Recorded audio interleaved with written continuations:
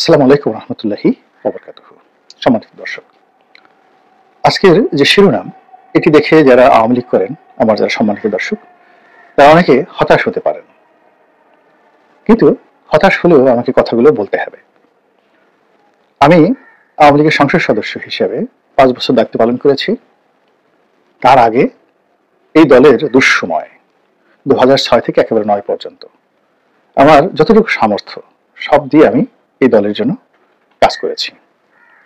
আর 2001 সালের পূর্ব থেকে একেবারে আমার জন্ম সে 1967 এই সুদীর্ঘ সময় আমার বোধ এবং বুদ্ধি হওয়ার পর থেকে জয় বাংলা, জয় বঙ্গবন্ধু, শেখ হাসিনা এর বাইরে আসলে অন্য কোনো চিন্তা আমার মাথায় আসেনি।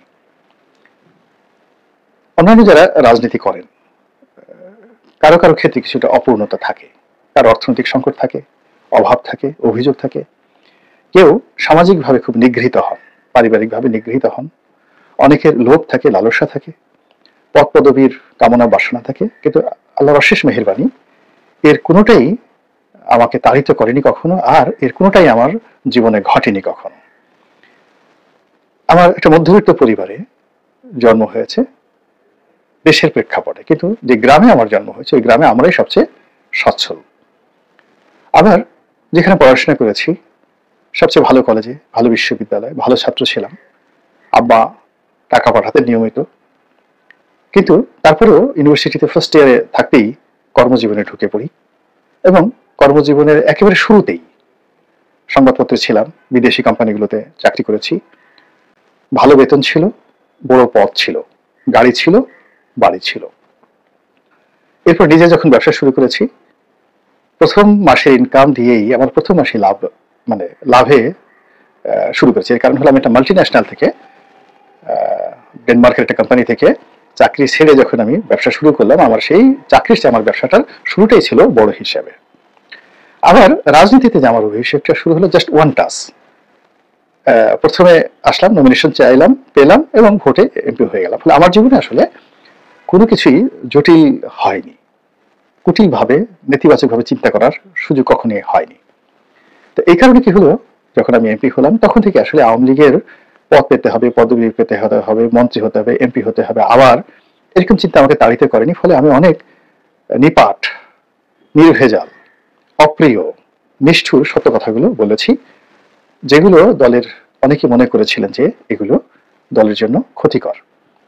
কিন্তু দেখুন আজকের এই প্রেক্ষাপটে চিন্তা করুন যে আমার মতো যদি 10 জন লোক আওয়ামী লীগ অ্যাবজর্ব করতে পারতো 2009 থেকে 2014 সন পর্যন্ত, বিশ্বাস করেন এখানে মোহাম্মদ আরাফাতের মতো মানুষ তৈরি হতো না, সালমান এফ রহমানের মতো মানুষ প্রধানমন্ত্রীর কার্যালয়ে ঢুকতেই পারত না, আনিসুল হক সাহেবের মতো মানুষ মন্ত্রী হতে পারত না।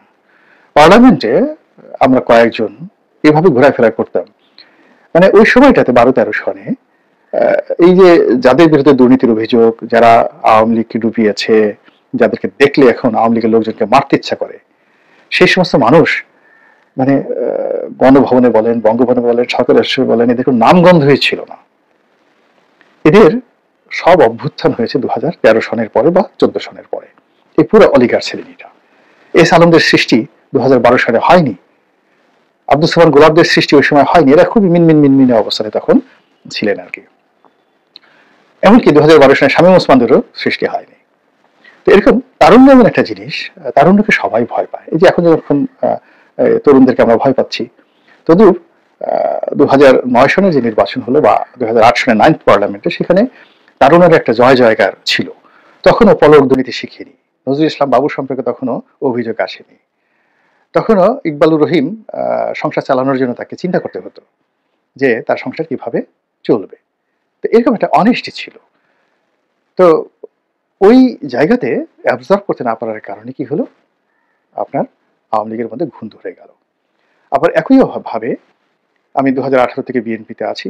আমি বিএনপির যেহেতু একটা ব্যাকফুটেজ ছিল, পজিটিভ দিকগুলো বলেছি সবসময়, এবং এখনো যেহেতু বিএনপি আমি ছেড়ে যাইনি, তো কাজে বিএনপি দলটি ভালো করুক এই জন্য একেবারে সেই গত 4 মাস ধরে ঠিক সেইভাবে কথা বলছি, যেভাবে আমি আওয়ামী লীগে যখন ছিলাম এমপি তখন যেভাবে কথা বলতাম এখন ঠিক সেভাবে কথা বলছি। বিএনপি এটা কিভাবে গ্রহণ করলো না, কি মনে করলো বা না করলো, এটা নিয়ে আমার কোনো মাথা ব্যথা নেই। এর কারণ হলো আমি আওয়ামী লীগ থেকে কিছু আশা করিনি। যে দলের সঙ্গে আমার আত্মিকতা রয়েছে, যে দল আমাকে এমপি বানিয়েছে, তাদের কাছেই আমি আর কোনো চাওয়া পাওয়া ছিল না। তো বিএনপির কাছে আমি কি চাইবো? তো যার জন্য আমি আমার মতো করে বলে যাচ্ছি। আবার একইভাবে এই সময়টিতে এখন আওয়ামী লীগকে যদি আমি তেল মারি বা অন্য সবার মতো যদি একটা কল্পনাপ্রসূত জিনিস তৈরি করি, শুনতে আপনাদের খুব ভালো লাগবে। আমার কিছু ভিডিওতে আওয়ামী লীগের অনেক নেতাকর্মী ইন্সপায়ার্ড হয়েছেন। তারা অনেকে টেলিফোন করে বলেছেন যে, "ভাই, এই বিপদের দিনে আপনি বলছেন আপনার প্রতি জুলুম করা হয়েছে, আপনি বিএনপিতে আছেন, তারপর আমাদের এই বিষয়গুলো বলছেন।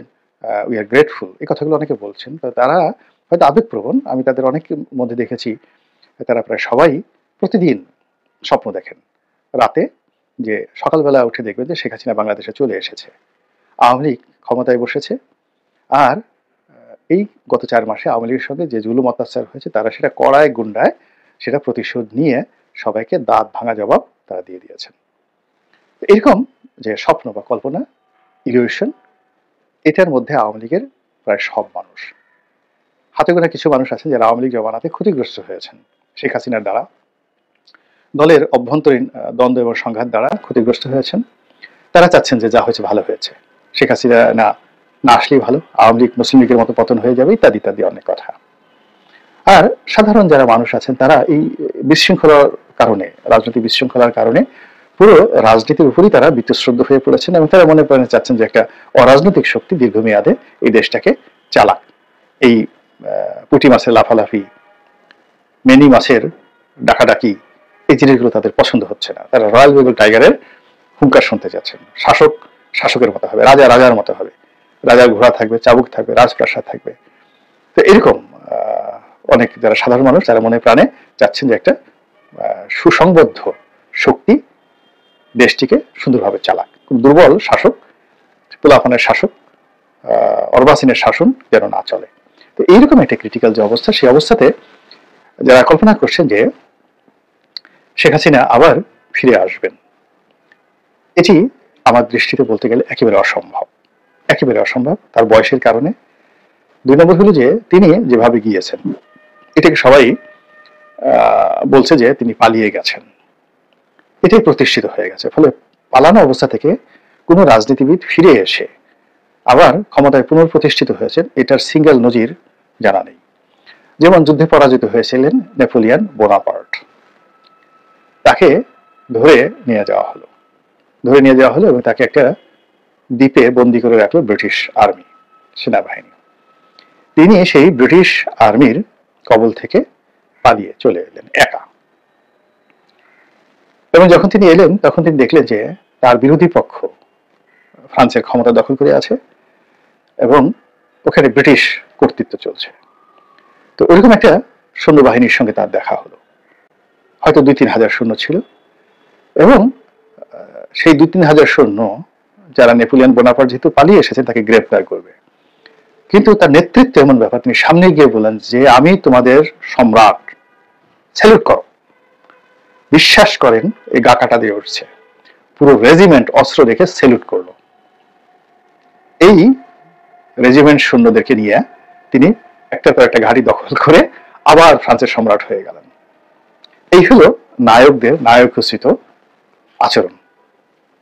একবার সেই মানে গত যাকে বলা হয় এ যুগের ফেরাউন, ফেরাউন মানে আমরা বাংলাদেশে গালাগালি করি, কিন্তু এটা মিশরে খুবই প্রেস্টিজিয়াস একটি উপাধি, এবং আমরা যে ফেরাউনকে গালাগালি করি রামসেস II, তাকে বলা হয় ফাদার অফ দ্য নেশন মিশরে, ইজিপ্টে।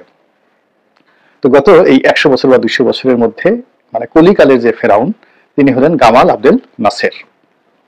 তো তার বীরত্ব কেমন, তিনি মঞ্চে বক্তব্য দিচ্ছেন, হঠাৎ করে মঞ্চে গুলি করা হলো এবং তার শরীর থেকে দর দর করে গুলি ঝরছে। তখন টেলিভিশন ছিল না, রেডিওতে এই তার ভাষণ প্রচারিত হচ্ছিল পুরো আরব বিশ্বে। তো সমস্ত মানুষ দৌড়দৌড়ি শুরু করলো। তখন তিনি মঞ্চে দাঁড়িয়ে বললেন, প্রিয় ভাইয়েরা আমার, আপনাদের কাউকে গুলি করেনি, আপনারা তাকিয়ে দেখুন, ফিরে তাকিয়ে দেখুন, আমাকে গুলি করছে, আমার শরীর থেকে রক্ত ঝরছে, আমি আপনাদেরকে ছেড়ে যাচ্ছি না, I am not leaving you, আপনারা কেন আমাকে ছেড়ে যাচ্ছেন? এই জনগণ ঘুরে দাঁড়ালো, পুরো যে অভ্যুত্থান তার পক্ষে চলে এলো। This is the politics. কাজেই সাবেক প্রধানমন্ত্রী শেখ হাসিনা তিনি গেছেন, যদি ভারতে না গিয়ে ভুটানে যেতেন, ভারত বাংলাদেশের লোকের কাছে খুবই ঘৃণিত, নিন্দিত, শত্রু রাষ্ট্র হিসেবে বিবেচিত। তিনি সেখানে গিয়েছেন। তো প্রথমত তিনি পালিয়েছেন বা পালানোর বদনামের ভাগিদার হয়েছেন। দ্বিতীয়ত তিনি এমন একটি দেশে গেছেন যে দেশের কথা শুনলে বাংলাদেশের সব মানুষ দরকার হলে কবর থেকে বের হয়ে এসে অস্ত্র হাতে নেবে। ফলে শেখ হাসিনা, নরেন্দ্র মোদী এসে বাংলাদেশে যদি প্রতিষ্ঠা করার চেষ্টা করা হয়, এই দেশের 18 কোটি মানুষের প্রায় সবাই, এমনকি আওয়ামী লীগের লোকও অস্ত্র, ভারতের বিরুদ্ধে অস্ত্র তুলে নিতে বাধ্য হবে। তো কাজেই ভারতের সহযোগিতা নিয়ে সরাসরি শেখ হাসিনার ফিরে আসাটা অসম্ভব। এই গেল একটা। সেকেন্ড থিং হলো, তিনি ভারত যদি তাকে প্রত্যার্পণ করেন, বিচারের মুখোমুখি হন, 2 বছর 3 বছর এইভাবে চলে, তার যে বয়স এখন প্রায় 80 বছর, তার ওই হাত পা বাঁকা হয়ে যাবে। বেগম খালেদা যে এখন যেভাবে অসুস্থ, তার চেয়ে তার অবস্থা আরো খারাপ হয়ে যাবে। তো বুঝতে পারছেন ব্যাপার। শেখ হাসিনাকে নিয়ে আপনারা যারা চিন্তা ভাবনা করছেন, এখানে তার প্রতি শ্রদ্ধা রাখুন, ভালোবাসা রাখুন, সঙ্গে সঙ্গে আপনারা বিকল্প চিন্তা করুন। জয়কে নিয়ে চিন্তা করুন, শেখ পরিবারের বাইরে যদি কাউকে নিয়ে চিন্তা করেন বা পরিবারের মধ্যে অন্য কাউকে নিয়ে চিন্তা করুন, কিন্তু এই চিন্তাটা কনক্রিট যদি রাখেন, বিএনপি বহু বছর শুধু বেগম খালেদা জিয়াকে নিয়ে চিন্তা করেছে। এমনকি 2018 সন পর্যন্ত খালেদা জিয়াকে নিয়ে চিন্তা করেছে, তারা তারেক রহমানকে চিন্তাই করেনি, এবং that was A greatest mistake. ফলে তারেক রহমানের নেতৃত্ব গড়ে ওঠেনি। তারেক রহমানকে যদি 2014 সন থেকে প্রমোট করা হতো, তাহলে তিনি আজকের বিষয়ে আরো বেশি সিদ্ধান্ত নিতে পারতেন। তো যেহেতু আওয়ামী লীগ এখন একটা বিএনপির মতো অবস্থায় পড়েছে, তাকে সিদ্ধান্ত নিতে হবে হু ইজ লিডার, তার নেতাকে। জাহাঙ্গীর কবির নানক, বাহাউদ্দিন নাছিম, শেখ হাসিনা, সজীব ওয়াজেদ জয়, মোহাম্মদ আরাফাত, নাকি খালেদ মাহমুদ চৌধুরী, নাকি অন্য কেউ? আগে তো নেতা ঠিক করতে হবে। এবং এটা তো আওয়ামী লীগের শেখানোর কথা। বিএনপি কে তারা বারবার প্রশ্ন করতে, আচ্ছা ঠিক আছে বিএনপি ক্ষমতা আসবে, প্রধানমন্ত্রী কি হবে, এই কথাটা একটু বলেন তো। বিএনপি বলতে পারেনি, কেউ বলতে পারেনি খালেদা জিয়া প্রধানমন্ত্রী হবে, কেউ বলতে পারেনি তারেক জিয়া প্রধানমন্ত্রী হবে। একমাত্র আমি বান্দা, আমি বলেছিলাম তারেক রহমান সাহেব প্রধানমন্ত্রী হবে, আর তারেক রহমান সাহেব যদি বলেন আমি নিজে প্রধানমন্ত্রী হব, কোনো অসুবিধা নেই। বিএনপিতে আমার মতো 1000 লোক আছে যারা প্রধানমন্ত্রী হতে পারেন, এবং প্রধানমন্ত্রী হলে তারা শেখ হাসিনার চেয়ে ভালো দেশ চালাবেন, এরকম যোগ্যতা সম্পন্ন 1000 লোক বিএনপিতে আছে। টেলিভিশনে এই কথাগুলো বলেছি। আওয়ামী লীগও এখন বলতে পারে যে শেখ হাসিনার পরিবর্তে 5000 লোক আছে আওয়ামী লীগে, যারা দলের সভাপতি হতে পারে, শেখ হাসিনার চেয়ে ভালোভাবে দল চালাতে পারে, এবং শেখ হাসিনার চেয়ে ভালো প্রধানমন্ত্রী হতে পারে। এই কথাটা যতক্ষণ না পর্যন্ত বলতে না পারবেন, ততক্ষণ পর্যন্ত রাজনীতি হবে না। এই গেল আরেকটি বিষয়। এখন আওয়ামী লীগ যে বিপদের মধ্যে পড়েছে, গর্তের মধ্যে পড়েছে, এখান থেকে ঘুরে দাঁড়ানোটা কিন্তু এত সহজ নয়, কোনো অবস্থাতে সহজ নয়। আওয়ামী লীগের আপনি যদি প্রথম পতনটা ধরেন 1954, অর্থাৎ 1954 সনে যে যুক্তফ্রন্ট সরকার হলো, 54 থেকে একেবারে 54, 55, 56, 57, 4টি বছর। এই 4টি বছরে কতগুলো সরকার আসছে। এর মধ্যে শেরে বাংলা ফজলুল হক, হোসেন শহীদ সরওয়ার্দী, এরপরে মানে আরো অনেকে, মানে যাকে বলে আতাউর রহমান সাহেব, মানে কখনো কেন্দ্রের শাসন, গভর্নর শাসন, কখনো আবার পার্লামেন্ট গঠন করেছে। এইভাবে 3-3.5 বছর ধরে এই বারবার শুধু 6 মাস 7 মাস পর পর সরকার পরিবর্তন হয়েছে। এরপরে মার্শাল্লাহ চলে আসছে, আইয়ুব খানে মার্শাল্লাহ চলে আসছে। 58 থেকে আপনি যদি ধরেন 1973, 58 থেকে 73 যদি ধরেন, তাহলে কত বছর হলো? 58 থেকে 58, 68 বছর, 68 মানে 10 বছর, 68 থেকে 73 5 বছর, মানে 15 বছর তাকে অপেক্ষা করতে হয়েছে দ্বিতীয়বার ক্ষমতা আসার জন্য। দেন এগুলো কিন্তু সব ম্যাথমেটিক্স টার্মস, এবং বারবার ঘটনা ঘটে। অর্থাৎ 54 সনে তারা 3 থেকে 3.5 বছর আওয়ামী লীগ ক্ষমতায় ভোগ করেছে, এবং বহুবার তাকে সরকার পরিবর্তন করতে হয়েছে, প্রধানমন্ত্রী পরিবর্তন করতে হয়েছে, কেন্দ্রে এক ধরনের মন্ত্রী পরিষদ চেঞ্জ হয়েছে বারবার। একই ঘটনা কিন্তু 73 থেকে 75, যে তাদের শাসনামল। এই শাসনামলে সরকারের এই প্রধানমন্ত্রী শাসিত শাসক, মানে প্রধানমন্ত্রী, তারপর রাষ্ট্রপতি শাসিত, এরপর বাকশাল শাসিত, এরপরে মন্ত্রী পরিষদ কতবার চেঞ্জ হয়েছে। 3.5 বছরে তাদের শাসনামলে সবকিছু তছনছ। তাহলে প্রথমবার 15 বছর পরে তারা আসলো, এসে আগেরবার যেভাবে 3.5 বছর, এবারও 3.5 বছর, তারপর ক্ষমতায় গেল।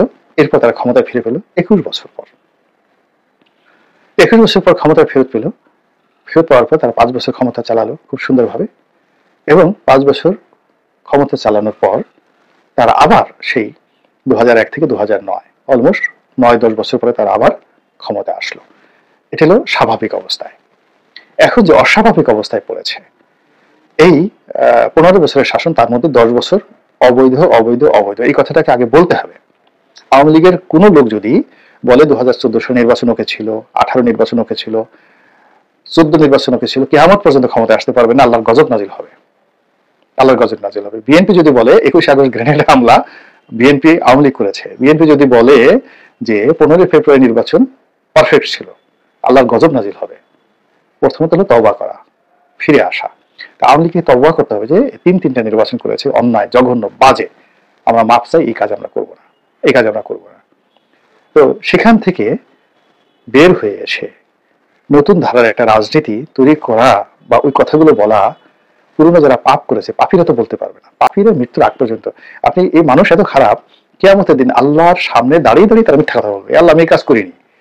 তখন আল্লাহ করবেন কি, ওই হাতের, ওই যে লোকটা মিথ্যা বলছে তার হাতের জবান খুলে দেবে, হাত দেবো যে হ্যাঁ আল্লাহ এই আমার এই হাত দিয়ে চুরি করেছে, তার যৌনাঙ্গের জবান খুলে দেবে, ও বলবে ও জেনা করেছে, তারপরেও সে বলবে যে না আমি এই কাজ করিনি, আমি এই কাজ করিনি। তখন আল্লাহ রাব্বুল আলামিন, এগুলো কোরআনের কথা, সাক্ষী হিসেবে আল্লাহ রাসূলকে ডাকবেন, যে ইয়া রাসূলুল্লাহ দেখেন তো আপনার উম্মত কি বলে, তখন সেই লোক মাথা নোয়ায় থাকবে। তো এই হলো মানুষটা, যেই লোক 14 থেকে বা 9 থেকে কন্টিনিউয়াসলি আওয়ামী লীগের নাম ব্যবহার করে দেশটাকে লুটপাট করেছে, তাকে দিয়ে আপনি সরি বলাতে পারবেন না, তাকে দিয়ে আপনি কখনোই নতুন রাজনীতি শুরু করাতে পারবেন না। কেন ও শুরু বলা, ও সরি বলার সাথে সাথে ওকে জেলে যেতে হবে।